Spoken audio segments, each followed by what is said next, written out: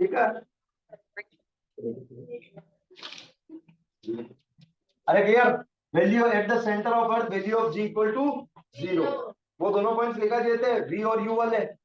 जब बॉल को ऊपर की तरफ थ्रो करेंगे तो क्या यू वी नेगेटिव 0 हो जाएगा ऊपर जाके, और जब बॉल को ऊपर से ड्रॉप करेंगे तो क्या नेगेटिव, क्या 0 होगा, यू ऊपर 0 हो जाएगा, और नीचे से फेंकेंगे तो वो भी ऊपर। पर एक है इनिशियल और एक है फाइनल। जब ड्रॉप करने वाला केस था तो ऊपर इनिशियल था, और फेंकने वाला केस है तो ऊपर फाइनल है। ठीक है, ये सारे पॉइंट हो गए। एक और नोट लिखें,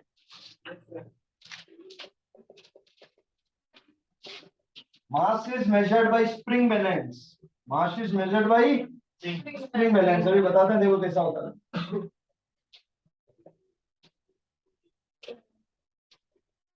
वेट इज मेजर्ड,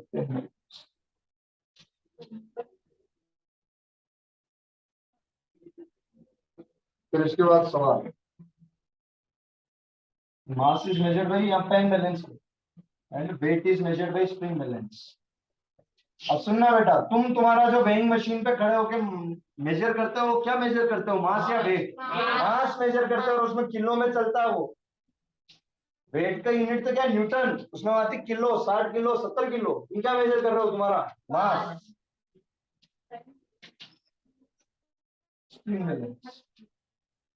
अब समझना इन दोनों में डिवाइस कैसे होते हैं, पेन बैलेंस और पेन बैलेंस। तो वो जो हमारी वेइंग मशीन आती है उसका नाम क्या है, पेन बैलेंस, जो किसको मेजर कर रहा है, मास को। मुझे एक चीज बताओ, वेट मेजर करने में क्या जी का भी रोल आ जाता है क्या? क्योंकि वेट का फॉर्मूला क्या होता है, एम जी, यानी जी पे डिपेंड करेगा कि बॉडी का वेट कितना होगा, क्योंकि मास तो पूरे यूनिवर्स में सेम रहता है, कहीं पे भी चले जाओ। तो देखो, ये जो स्प्रिंग बैलेंस की मशीन होती है कैसी होती है,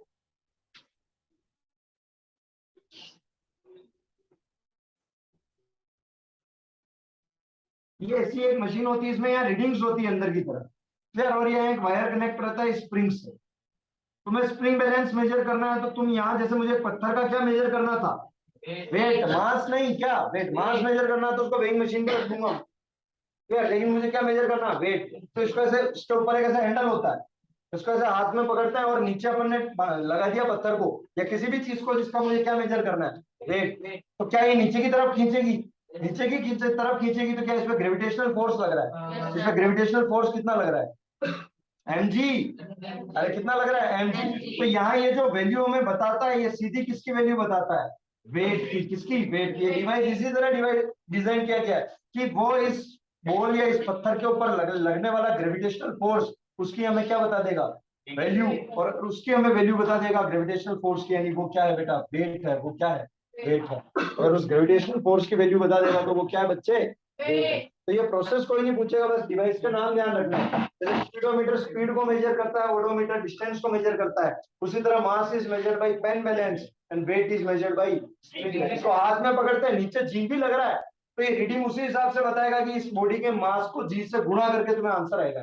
इसके अगर सर है ना अपना वेट नापना हो तो कुछ नहीं करना, कुछ तरह क्या निकाल ले पहले, मास। वेइंग मशीन पे खड़ा हो, पेन बैलेंस पे क्या निकाल ले, मास। अर्थ पे खड़ा, उसको 9.8 से मल्टीप्लाई कर, क्या निकल के आ जाएगा तुम्हारा, वेट।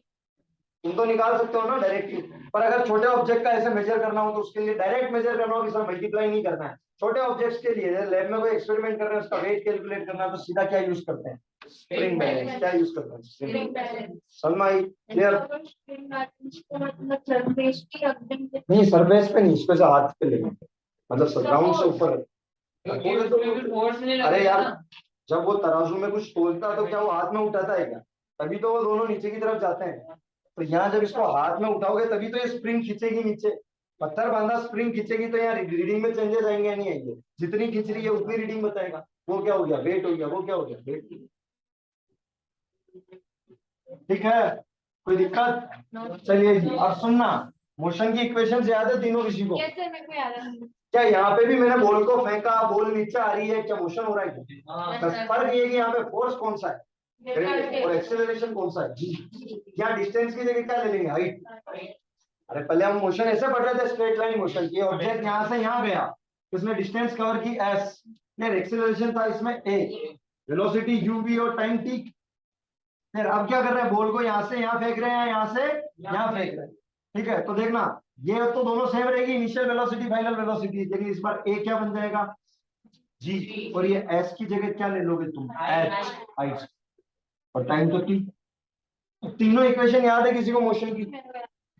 बोल। अरे एक एक क्या पहले ये बोल रही है। V is equal to U plus A. हाँ एक हो गया, अगली कौन बोलेगा S इधर equals से? to UT plus half AT square. S equal to u t plus half a t square. हाँ आगे V square minus U square is equal to 2AS. ऐसे भी लिख सकते हो, और v square equal to u square plus 2as ऐसे भी। क्लियर? इधर भेज दो तो माइनस बन जाएगा। ये तीनों इक्वेशन है किसकी? मोशन की। अब मैं अगर इसको ग्रेविटी, क्लियर ना, the motion of the body under the gravitational force, motion of body under Gravitational force. Equations of motion, equations of motion for the body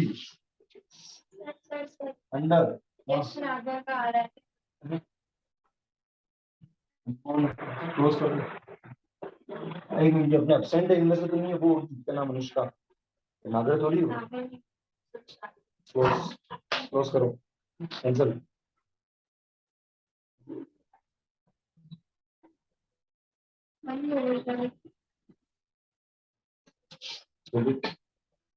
Equations of motion for the body under gravitational force।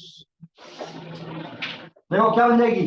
V is equal to U plus GT, क्योंकि वहाँ पे A H is equal to UT plus half GT square, V square equal to U square plus 2AS.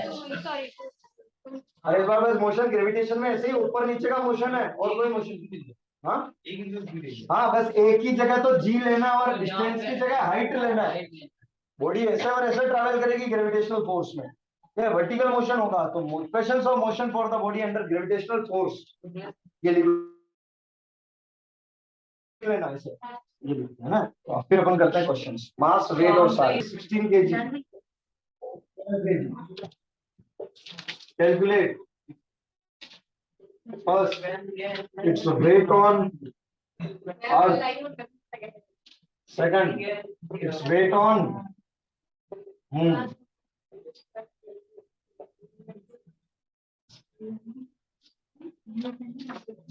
Question number 2, a man weighs, बेटा बातें नहीं फुर्ती से लिखे हैं, 600 न्यूटन ऑन द अर्थ। मैं फोटो खींच लूंगा और फिर मिटा दूंगा, तुम लिख पाओ तो लिख लो। व्हाट इज हिज मास? तो साथ में लिखे फिर बाद में आंसर लिख देंगे।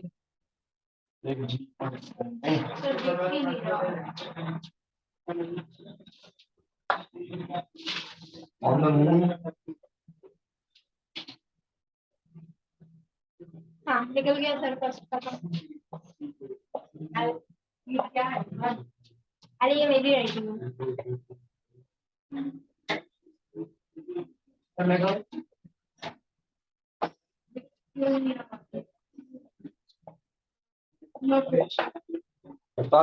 फर्स्ट यार तुमने लेक्चर की लाइनें ढंग से नहीं खेल पा रहे, समझना। नहीं weight on earth, mass of an object is 12 kg। हाँ वो तो पता है। एम की वैल्यू क्या दे रखी है? 12 kilo. What is weight on earth? Weight का फॉर्मूला क्या होता है? mg। Yes, sir. एम की वैल्यू 12, अर्थ पे जी कितना होता है? 9.8। हाँ ये तो याद नहीं। इसको सॉल्व करोगे कितना आ रहा है बेटा? 117 मिनट न्यूटन। इसी तरह यहाँ कर लोगे वेट ऑन मून, बस सीधा क्या लगाना है? mg। क्या मास चेंज होगा क्या? नहीं। 12, जी की वैल्यू मून पे कितनी थी? कितना आ रहा है? 19 में तो नहीं कर। 19 अब वो करना समझ में आया? अगला तो हम कर लेते। अगला देखें, इधर नहीं होगा। अरे अभी कर लेते। नहीं सर। डब्ल्यू की वैल्यू दे रखी है। व्हाट इज हिज मास? बताओ मास कितना होगा? तो वेट का फॉर्मूला क्या होता है? डब्ल्यू की वैल्यू कितनी? 600। मास निकालना जी, ये कह रहा है 10 ले लो। तो एम कितना बन गया? 600 बाई 10, 60 kg। ये तो आ गया था वो आ तो इसका दादी क्या कह रहा है? On the moon is weight is 100 newton. Moon के ऊपर वेट कितना दे रखा है? Calculate the acceleration due to gravity. तो क्या जी की वैल्यू फाइंड करनी है इस बार? क्या W is equal to mg होगा? क्या m तो ये रहा, गया। क्या मून पे जाने से ये 60 किलो चेंज हो जाएगा क्या? नहीं होगा। तो m की वैल्यू पता है, w पता है, क्या कैलकुलेट कर लो? जी। w कितना? 100, m कितना? 60, क्या फाइंड हो जाएगा? जी। करो सॉल्व, इसका आंसर 1.6 आएगा। यूनिट क्या लगाओगे, मीटर पर सेकंड। हाँ मैंने आगे नहीं पढ़ा ऊपर upward with a velocity of 25 meter per second if g is 10 meter per second square then calculate height it reaches and time कितनी ऊंचाई तक जाएगी और एक आने में कितना टाइम लगेगा, यानी आने और जाने का दोनों का टाइम कितना, टोटल टाइम क्या लगेगा, 0। Clear. 10 metre per second square. क्या फाइंड करना है सबसे पहले, एसी मोशन की कौन, हाइट मतलब डिस्टेंस, एसी मोशन की कौन सी इक्वेशन है जिसमें v u ये और ये आता हो, third. v square equal to u square plus 2as, a की जगह क्या लिखूंगा g, s की जगह h, v स्क्वायर 0 तो क्या है 0 बन गया, u स्क्वायर यानी 25 का स्क्वायर प्लस 2। अब सुनना, बॉल को ऊपर फेंक रहा हूं तो g प्लस में लूंगा या माइनस में लूंगा, माइनस में लूंगा, ग्रेविटेशन नीचे लगता है, मैंने कहा अर्थ की तरफ आ रहा हो तो प्लस कहना, पॉइंट्स का ग्रेविटेशन नीचे लगता है, ऑब्जेक्ट ऊपर जा रहा है तो जी की वैल्यू किसमें लोगे, -10h। कितना बन गया बेटा, 0 इक्वल टू 625 प्लस कितना बना -20, इसको उधर भेजो, क्या बना 20h इक्वल टू 625, h कितना बना 625 बाई 20, 125/4 करो।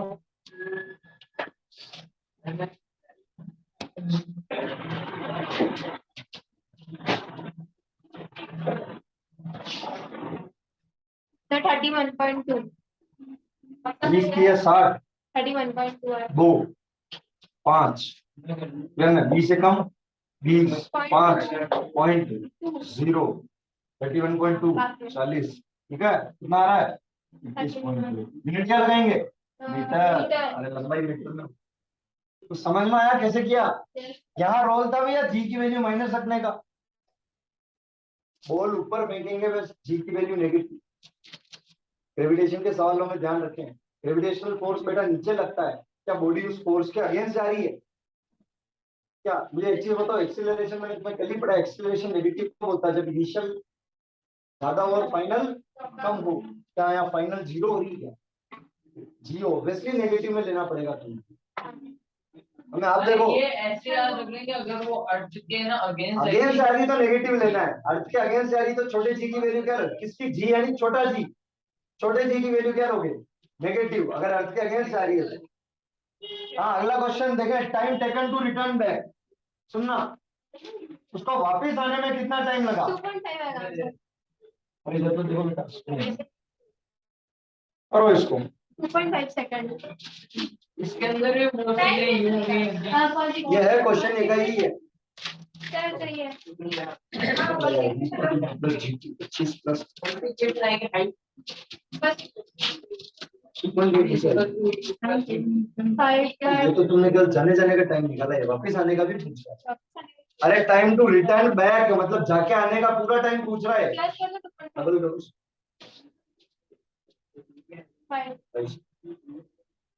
सुनना बेटा, बॉल को यहाँ से फेंका, क्या बॉल ऊपर गई, क्या यहाँ जाके बॉल रुकेगी तो v क्या बन गया था 0, u कितना था 25, v बन गया 0, g क्या क्वेश्चन ने दे रखा है, मैंने क्या निकाल ली h। अब मुझे क्या निकालना है बेटा, टाइम। सुनना, क्या फर्स्ट इक्वेशन लगा सकता हूँ, v equal to u plus 80, जो फर्स्ट इक्वेशन है, a की जगह क्या लिख दो g। अब मेरी बात सुने, मुझे वापस आने का टाइम निकालना, तो पहले मैं जाने जाने का निकाल लूं, क्या जितना टाइम जाने का लगा उतना ही आने का लगा होगा, तो एक निकाल लो उसको डबल कर लेना। यार अगर ये पूछ लेता time to reach the height तो हम एक बार ही निकालते, लेकिन ये क्या कह रहा है, time taken to return back, यानी ऊपर जाके वापस आने में कितना टाइम लगा, तो तुम ऊपर जाने का निकाल लो, इसका डबल कर देना, हो जाएगा वापस आने का। तो देखें इधर v कितना है बेटा 0 इक्वल टू u की वैल्यू कितनी 25, क्या g माइनस में लोगे -10, टाइम कितना आया फाइंड करना है, उसको उधर भेजो, क्या 10t इक्वल टू 25 बना, 25/10 कितना, माइनस किसके आ रहा रहेगा, टाइम कब से माइनस में होने लग गए, ये इधर गया प्लस बन गया ना 2.5 सेकंड, क्या ये तो केवल जाने जाने का टाइम था, क्या वो जाने और आने का दोनों का मिला के पूछ रहा है, तो टोटल टाइम क्या कर लो बेटा, total time to return back, total time to return back equal to 2.5 into 2 यानी कि 5। अगर वो यहाँ क्वेश्चन में दे देता time to reach the maximum height, तो आंसर क्या रहता 2.5, यानी ऊपर मैक्सिमम हाइट पे पहुंचने में कितना टाइम लगा, तो 2.5 लगा। लेकिन वो क्या कह रहा है, time taken to return back, यानी ऊपर जाके वापस नीचे आने में कितना टाइम लगा, तो तुमने ऊपर जाने का निकाल लिया, क्या उतना ही टाइम वापस आने में लगेगा? 2.5 जाने का था तो इसका डबल कर दिया, तो 5 सेकंड आंसर। टोटल टाइम यहां से लेके गई और आई, इसमें कितना टाइम लगा, 5 second. An object vertically upward and reaches a height of 20 meters. First, calculate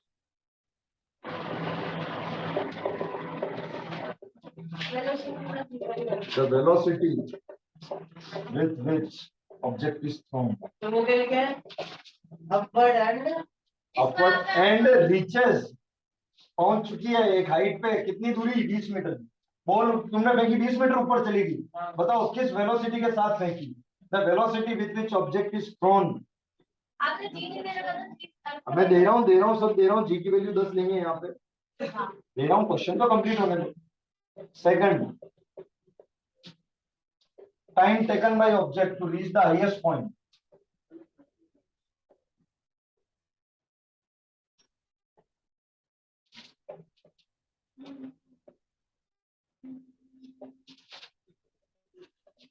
time taken by object to reach the highest point, एक g equal to 10 metre per second. इसमें वही लड़की ना खड़ी क्वेश्चन वो देखो तुम्हें डिसाइड, और वो कितनी हाइट पे चला गया। अरे इधर बस, इधर समझो, एक ऑब्जेक्ट को ऊपर हाइट पे फेंका और वो कितनी हाइट पे चला गया, 20 मीटर पे, ठीक है। ये दोनों हटा रहा हूं मैं ना, देखो, तो उस ऑब्जेक्ट ने हाइट कितनी कवर की, 20 मीटर। अब ऊपर फेंका तो फाइनल वेलोसिटी क्या बनेगी, 0। जी क्वेश्चन तुम्हें क्या करा है, 10 ऊपर फेंक रहे तो 10 की वैल्यू में क्या लूंगा, -10। बॉल ऊपर फेंक रहे, क्या क्या फाइंड करना है, एक तो इनिशियल वेलोसिटी, बॉल को किस स्पीड से फेंका और उसको ऊपर जाने में कितना टाइम लगा, क्या दोनों फाइंड करना है? देखें, यू फाइंड करना है बेटा, सुनना, मेरे पास ये 3 चीजें, इससे मुझे ये निकालनी। क्या ऐसा कोई फॉर्मूला है जिसमें ये 3 के साथ ये चौथी आती हो? बिल्कुल, third equation, v square equal to u square plus 2as। A की जगह क्या लिखो g, s की जगह क्या लिखो h। क्या v स्क्वायर ये 0 हो गया, u मुझे फाइंड करना है, प्लस 2 माइनस 10 h कितना 20, u स्क्वायर 20 इंटू 20 400, माइनस का 400 आएगा या नहीं आएगा, इसको इधर भेजो, 400 equal to u square, u कितना बन गया बेटा, रूट ऑफ 400, यानी कि 30 मीटर पर सेकंड। बेटा ये रूट लेते हैं, सुनना, रूट का मतलब ये होता है कि जैसे 4 का स्क्वायर 16 है, तो अगर मैं 16 का रूट लूं तो आंसर क्या आएगा, 4। कभी भी ऐसे स्क्वायर की शिफ्टिंग होती है ना, देखो क्या यहाँ से वैल्यू ये बनी, क्या यू स्क्वायर इक्वल टू 400, फिर वो माइनस गया। अरे यार इसको इधर भेज दिया ना भाई, हाँ वो प्लस एलएचएस से आरएचएस भेज दिया ना, यू स्क्वायर इक्वल टू 400, तो यू क्या बनेगा, 400 का रूट। अब ऐसी कौन सी डिजिट होती है जिसको मल्टीप्लाई करने में 400 आता है, 20, तो रूट की वैल्यू क्या 20 मीटर पर सेकंड, क्या आ गया यू। अब क्या फाइंड करना है, टाइम। क्या ऐसे पूछा, time to reach the maximum है, क्या वापस आने का पूछा क्या उसने, केवल ऊपर गई उसका पूछा, तो निकाल लो एक बार टाइम लगाओ। First equation v equal to u plus g t, v तो क्या बन गया 0, u कितना है 20, क्या g की वैल्यू माइनस में लूंगा, टाइम निकालना है, इसको भेजो इधर, 10t इक्वल टू 20, तो t कितना बना 20/10 कितना, क्या करना था, ग्रेवी बनाई और इक्वेशंस लगी, तीनों इक्वेशन में देखें